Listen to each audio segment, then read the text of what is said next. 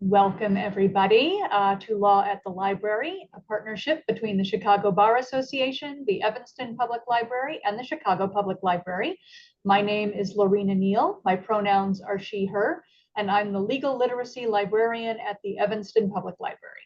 We're delighted to have everyone here tonight for this presentation on LGBTQIA+ issues and the law. I'm going to tell you a little bit about the format for this evening, and then we'll get started. I'm going to introduce our speaker, who will then give her presentation, followed by a question and answer period. If you have any questions for our speaker, please type them into the Q&A window, which you will find near the bottom of your Zoom screen. You can also use the chat feature to ask your questions if you prefer. I will collect the questions as they come up and give our presenter the opportunity to answer them at the end, so feel free to add your questions whenever you happen to think of them. If you have any technical issues or questions, you can feel free to direct those to me in the chat as well. Our next Law at the Library session, and the last one before our summer break, will be June 18th, and the topic will be wills, trusts, and estate planning. I'll put the link to register in the chat. In the meantime, you can always see videos of previous presentations on the Evanston Public Library YouTube page, and I'll post a link to that playlist in the chat as well, in case you're interested. We also have a list of general free and low-cost legal resources on the EPL website. I'll link that in the chat. And our speaker tonight is Deidre Ballman. Ms. Ballman is the owner of Ballman and Schuldinger, a civil litigation practice. Ms. Ballman appears in both state and federal courts at both the trial and appellate levels on a wide variety of matters, including personal injury, civil rights, and employment discrimination. As an active member of the bar, Ms. Ballman currently serves on the board of directors of the Lesbian and Gay Bar Association of Chicago and is currently chair of the Sexual Orientation and Gender Identity Committee of the Illinois State Bar Association. We're thrilled to have you here tonight, and I will turn things over to you now. Thank you. Great. I'm very glad to be here.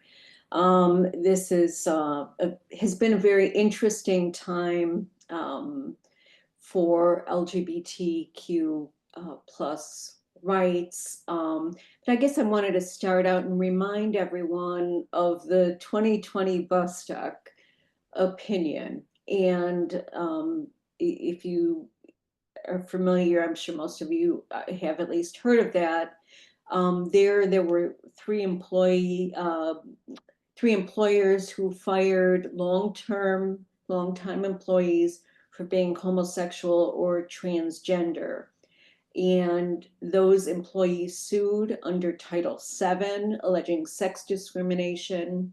And that's Title VII of the Civil Rights Act of 1964, which makes it unlawful for any employer to discriminate, refuse to hire, to discharge any individual, or to discriminate against any individual because of such individuals' race, color, religion, sex, or national origin. The Supreme Court ruled in favor of the employees and held that an employer violates Title VII when it intentionally fires an individual employee based in part on sex, regardless of whether other factors besides the plaintiff's sex contributed to the decision, or whether the employer treated women as a group the same when compared with men as a group. Discrimination on the basis of homosexuality or transgender status requires an employer to intentionally treat individuals,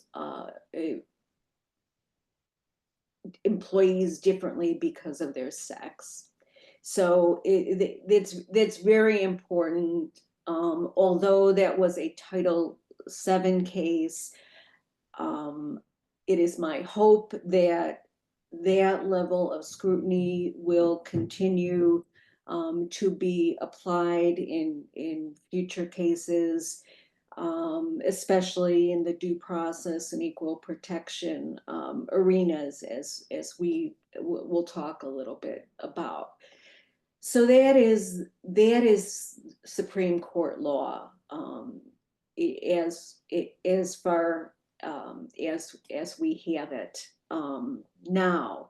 There are two cases before the Supreme Court that we expect decisions. on. One is Mahmood versus Taylor that was argued in April before the Supreme Court. And the issue there was whether public schools burden parents' religious exercise when they compel elementary school children to participate in instruction on gender and sexuality against their parents' religious convictions and without notice to opt out. So in my view, it's likely that the court will rule in favor of the parents, but I want to draw distinctions here. This case is being brought on First Amendment religious discrimination grounds. This calls for the highest level of scrutiny there is. Constitutional the courts apply various levels of scrutiny depending upon the type of question or the type of issue at issue. Strict scrutiny, which is the strictest level of scrutiny, is applied when we're dealing with fundamental rights, such as freedom of speech, freedom of religion, the right to vote. Those are subject to strict scrutiny. Also suspect classifications, and those are laws that discriminate based on race, national origin, religion, or alienage. So those trigger that high level of scrutiny. And in that case, the government, whatever the government intrusion is, must be narrowly tailored to achieve a compelling governmental interest. So that's important, and that's the level of scrutiny that is being used in Mahmood versus Taylor, and I think that does not necessarily portend a disaster for our rights, for our LGBTQ plus rights. However, there are another group of cases that have been working their way throughout the court system, and there's one in front of the Supreme Court. It came out of the Sixth Circuit. We expect a decision shortly. Oral argument was in December. Decision is expected, I think, in June. And this is United States versus Scrimetti. And the issue there is whether a Tennessee Senate Bill 1, which prohibits all medical treatments intended to allow, quote, a minor to identify with or live as a purported identity inconsistent with the minor's sex, or to treat purported discomfort or distress from a discordance between the minor's sex and asserted identity, violates the Equal Protection Clause of the 14th Amendment. So this obviously addresses gender affirming care and will affect many people, obviously. And I do not know how that case is going to turn out. This will likely not be decided on a strict scrutiny level, but will be decided on an intermediate level of scrutiny. That is, the government has to demonstrate an important governmental interest and a substantial relationship between law and that interest. So the question is, what has the government, what arguments have the government put forth, what science, if any, and how much deference is the court going to give the government in terms of deciding, when a minor should be permitted to receive the care and so forth. So There's one case in South Carolina, and that case is Missonin versus Wilson, and that case is a case that is just waiting for Scrumeti to be decided. And in that House bill, it prohibits doctors from providing potentially life-saving care for transgendered youth, as well as transgendered adults. The law restricts access to gender transition procedures, including evidence-based treatments like puberty blockers, puberty delaying medications, hormone therapy, and scientifically accepted recommendations for treatment of gender dysphoria. So these issues are incredibly, incredibly important, and we need to keep our eyes on that. That case, as well as Scrumeti, the argument is violation, among other things, of equal protection. In that case, they are also, that's equal protection in the 14th Amendment. They're also claiming the anti-discrimination clauses, the Medicare Act, the Affordable Care Act, American Disabilities Act, and the Rehabilitation Act. So there's a lot going on in those cases. Another set of cases, which I'm sure everyone is familiar with, are the cases dealing with the Trump administration's ban on military service by transgendered folks. And we will hopefully be hearing in January. I'll just back up a little bit. In January, as a refresher, in January, President Trump issued an executive order banning transgender service members from serving in the U.S. Armed Forces. There were several organizations that immediately filed a lawsuit in the United States District Court for the Western District of Washington, asking the court to enjoin the enforcement of the ban and ultimately to declare the ban unconstitutional. In March, the United States District Court did issue a nationwide preliminary injunction blocking implementation of the military ban. The Trump administration then moved to stay enforcement of the injunction. And unfortunately, on May 6th, the US Supreme Court stayed the nationwide preliminary injunction blocking enforcement of the ban. So as we sit here, although the law, again, is the Supreme Court law, stems from some of the things we've discussed, the executive order, it can now be enforced, and this is going to obviously affect some very top-notch talent, merely on the basis of transgender status.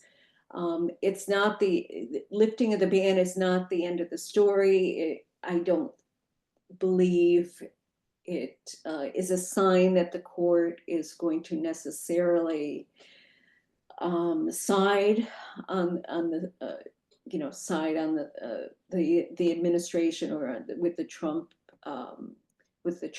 folks, but it was disappointing that they did not uphold that injunction. Another case, several cases moving up through this system. in February, a lawsuit was filed in, wait, I see a note here.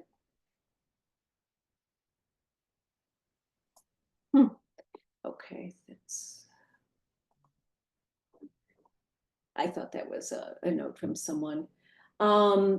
Yeah, so in February, there was a lawsuit filed in the U.S. District Court for District of Maryland. And the federal district court in Baltimore granted a nationwide preliminary injunction preventing the Trump administration from conditioning, withholding, or terminating federal funding based on the fact that a healthcare entity or healthcare professional provides gender affirming medical care to a patient under 19 under the executive order. So this again deals with the several executive orders that he is trying to implement to curtail any care that patients are receiving. You know, what I believe one of the executive orders effectively eliminates transgender status, which is unbelievable, but that's what he is attempting to do. But the district court, the federal district court, put a stop to that and said that the plaintiffs were likely to win on the case's merits because the challenge provisions of the executive order place significant conditions on federal funding that Congress did not prescribe, and the Constitution simply doesn't allow that.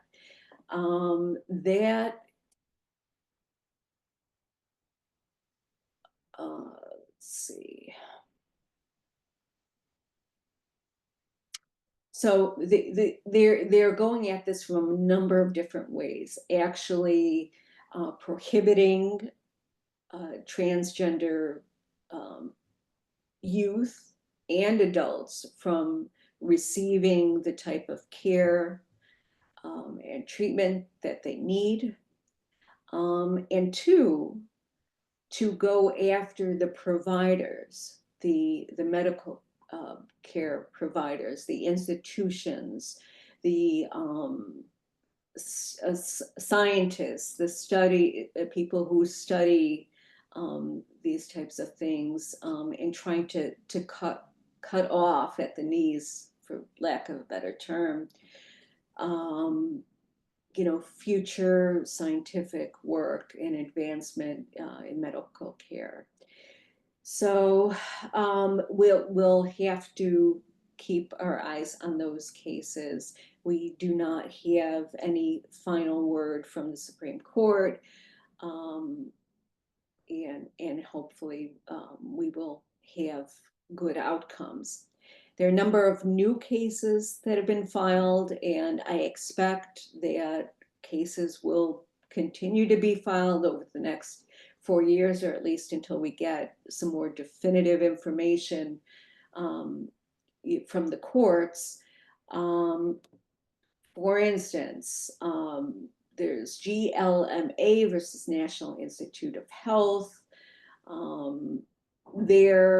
I mentioned they're trying to, using the administration is trying to halt the grants of essential research aimed at improving the health of LGBTQ+ people and critical HIV research. So that is now being challenged through the Health and Human Services, and the Secretary, Robert Kennedy Jr., he's canceled or substantially reduced 669 grants,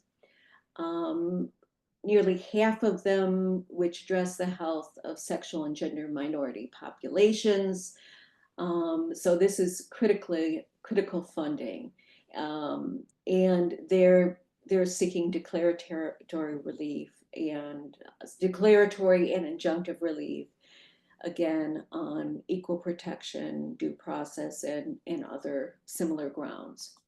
Schlachter versus Department of State, filed on behalf of transgender US citizens, challenging the administration's denial of passports, another big issue. They were denied passports because they claimed they were not accurately designating their sex. So it is exposing transgender citizens to harassment, to abuse, to discrimination, and discouraging or preventing transgender folks from traveling abroad, and forcing them to carry documents with them which they would not otherwise have to carry. There is another case filed in February seeking injunctive relief again and declaratory judgment. Again, this case, San Francisco AIDS Foundation versus Trump, trying to erase transgender folk from public life by defunding organizations that provide life-saving services, terminate health benefits, HIV treatment, and so forth. And that also, they're challenging it not only on the issue of sex, but color as well. They're saying these have disparate impacts on communities of color as well as LGBTQ+.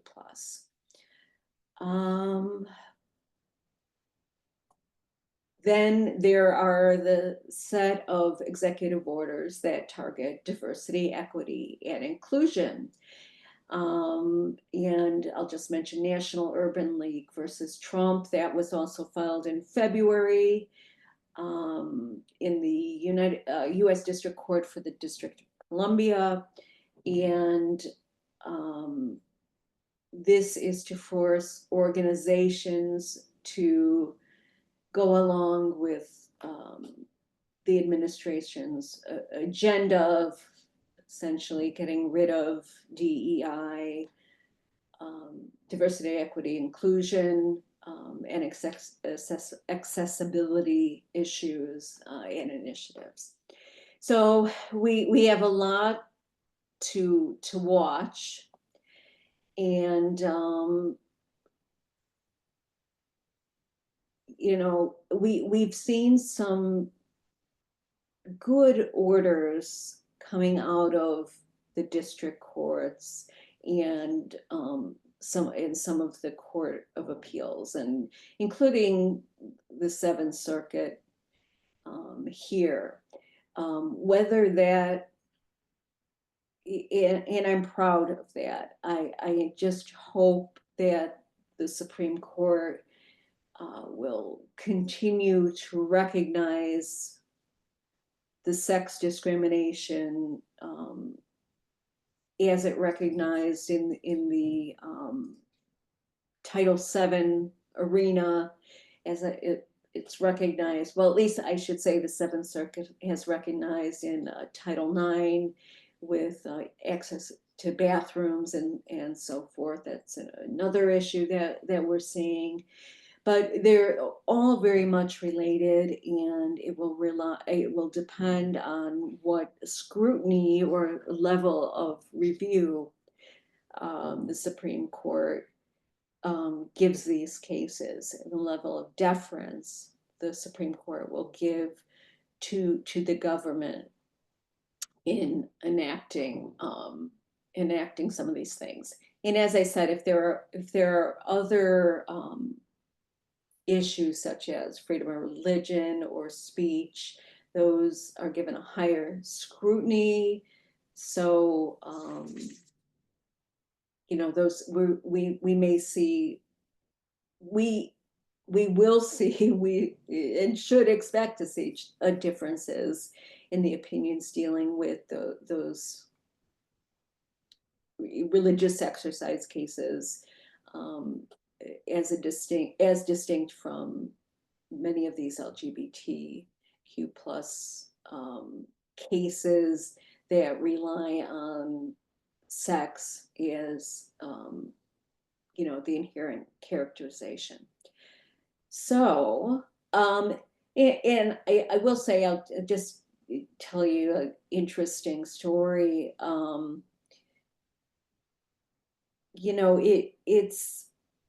It's been kind of scary because, we, as an employment discrimination attorney, I rely on the EEOC and the Illinois Department of Human Rights to really investigate and prosecute cases. And the EEOC has been put in a tremendously difficult position in order to continue to be able to protect certain rights, which the administration believes are very important, or important.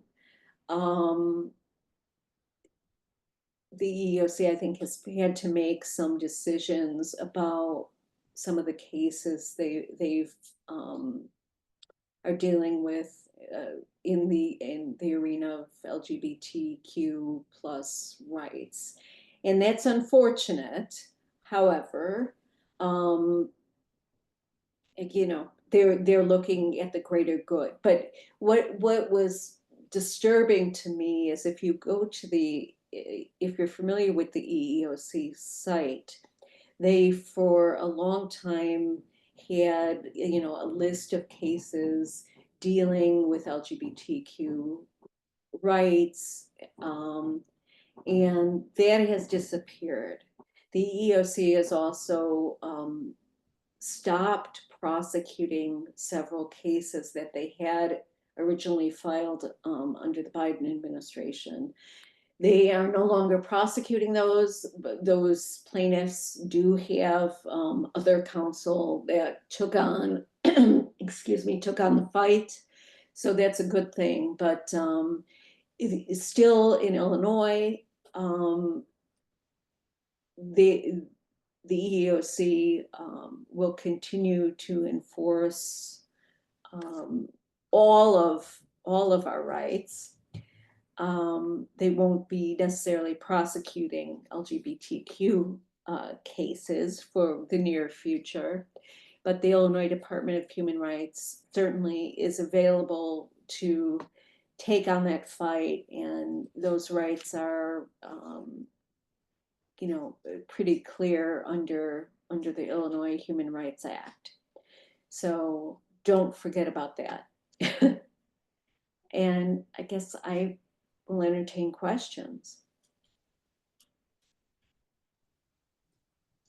All right, great. Thank you very much for sharing all that with us. We do have a question from one of the participants. There have been multiple instances of the federal government ignoring court orders or clearly playing the system to stall or flout the orders. Is it fair to say the Constitution relies on good faith between the branches and is therefore exploitable by malicious intent? What are your thoughts? Yeah. An easy one. Yes.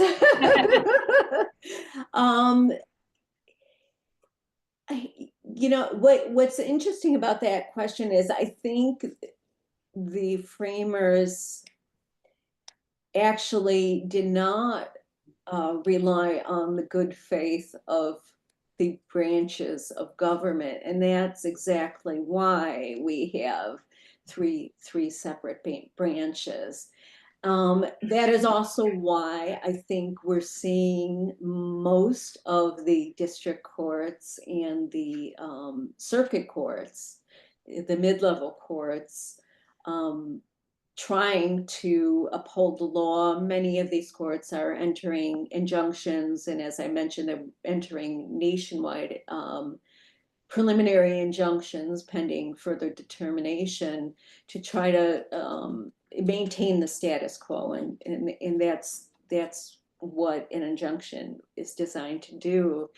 You know, there are various things you need to show, but one is a substantial likelihood of prevailing on the merits, preserving the status quo, and then there's the balancing of interests and all that. So as I mentioned, I think the courts have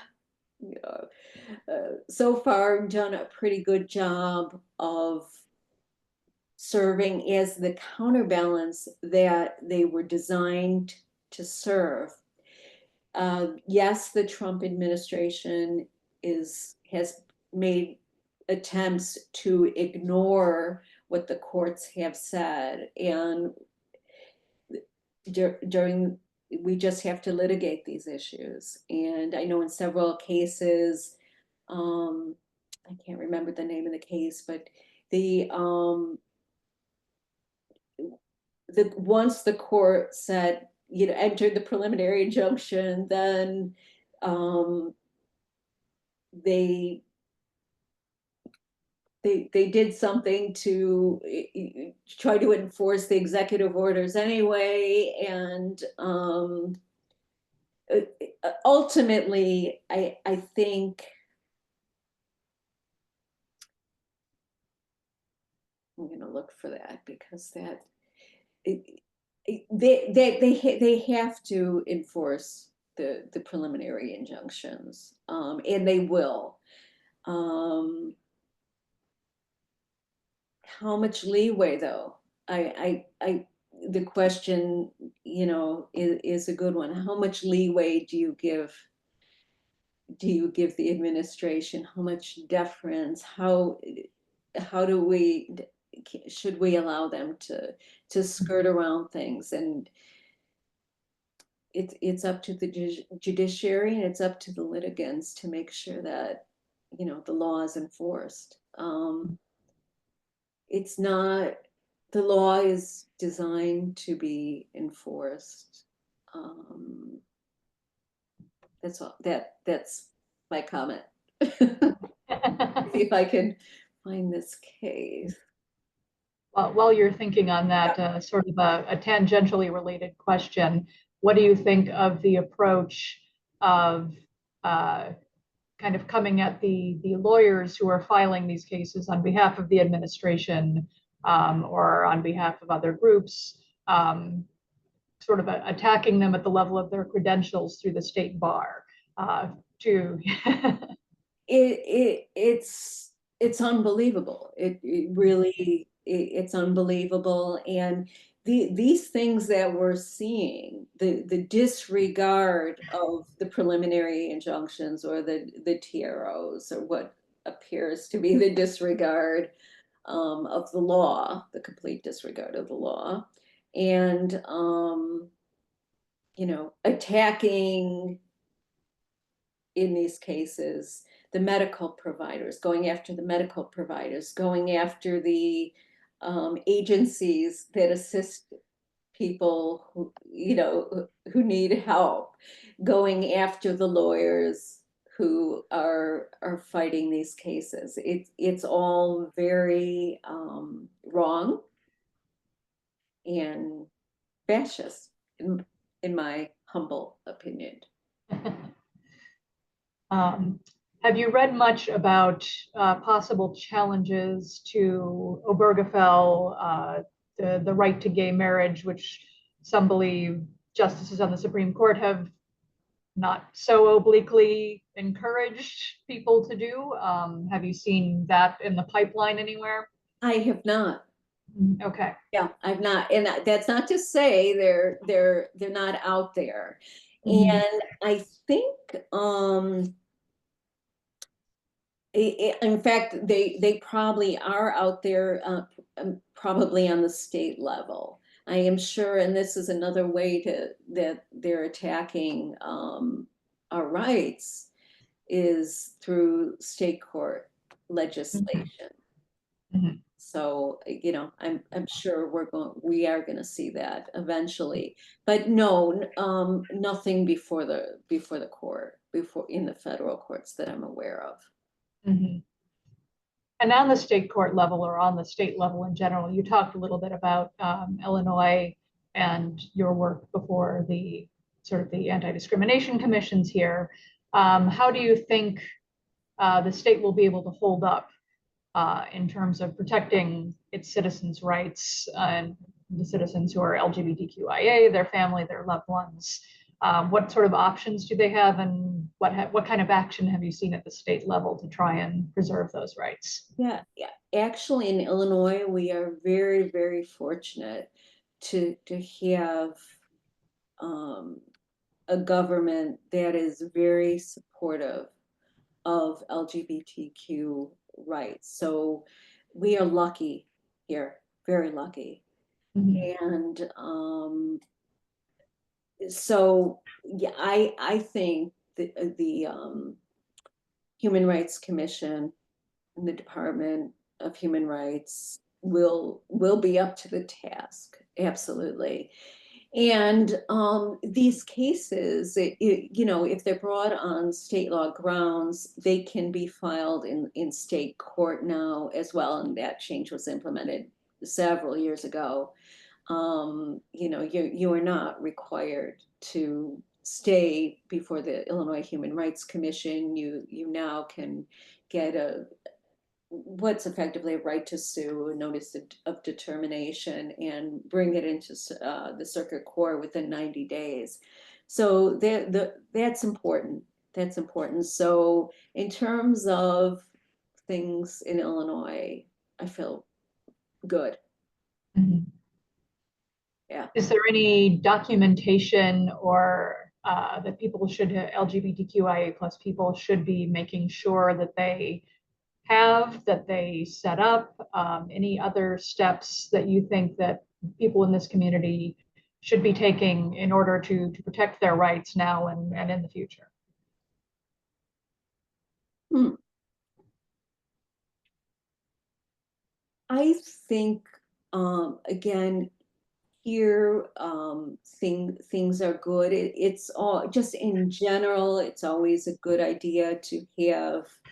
I know you're having a program on trusts and estates. It's always a good idea to have your trust and estates documents in order. Certainly, there we have the right to marry, and there are many agencies that can assist really with any type of discrimination claims, be it in housing, employment, um, medical care, you name it. So here, I think, we're pretty good. I will say, if you believe you are being discriminated in the workplace, there are time limitations that you have. You have 300 days from the date of the unlawful discrimination to file an administrative charge, and you're required to file an administrative charge before you can actually proceed in court. Um, there, there are, if you're discriminated in terms of housing, access to contract, and things like that, you are also able to file with the Illinois Department of Human Rights. It's not all they do things beyond employment law. So if it's discrimination in housing, dealing with LGBTQ plus, absolutely, you go to that agency, and that's available, Mhm. and do it and do it right away. Mhm. Yeah, that's good advice. Um, in terms of the challenges towards either puberty blockers or hormone therapy, depending on the age of the person, do you, if a federal ban comes out, for example, if the FDA passes some sort of rule and disallows the use of these nationwide, what does that mean at the state level? Is there any way around that for the states, or is it every person for themselves? No, I think it's important. Generally, states have moved what they call in lockstep with with federal law. However, I think we will see a real change in that if these issues come up under the Illinois state constitution. I expect that our constitution would be read appropriately, more broadly, perhaps, than the federal constitution, and that that would be consistent. But the problem with that, of course, is we might be okay here in Illinois, but in, you know, Virginia or Maryland, whatever, I'll pick a state, it might not be okay. And that's what's really scary. And of course, that's what we're kind of saying with the with Dobbs and a woman's right to to have an abortion, to obtain medical care at different stages, pregnancy, to obtain appropriate health care. So we will see the same type of challenges. And concurrently, as I mentioned before, states trying to impose their own bans and regulations and so forth. But yes, the state constitutions don't necessarily have to follow, well, they don't have to follow the federal law at all. There's no requirement. Generally they have, but they don't have to. All right, well, thank you. I don't see any other questions right now, but I want to open the floor for any attendees who might want to contribute a question at this point, either in the chat, I said, or the Q&A box at the bottom of the screen. While you're thinking of your questions, unrelated, Evanston Public Library is doing a survey for our programs. So if any of you would like to participate, you can click through on the survey link that I've just put through there. This just helps us improve our programs and see what people liked and didn't like about everything that we're offering and what else we should be offering. So if you can fill that out, that would be delightful. It would be very helpful to us, making sure that we have programming that appeals to you in the future. So I don't see another question right now. That being the case, if anyone does have any questions, you are always free to reach out to me. I will put my email address in the chat as well.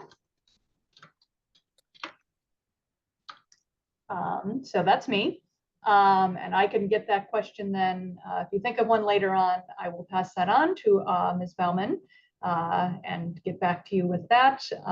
If you have any other feedback, either the survey or through that email is perfectly fine. You can always, call up the library and contact us through our webpage also if you have any questions.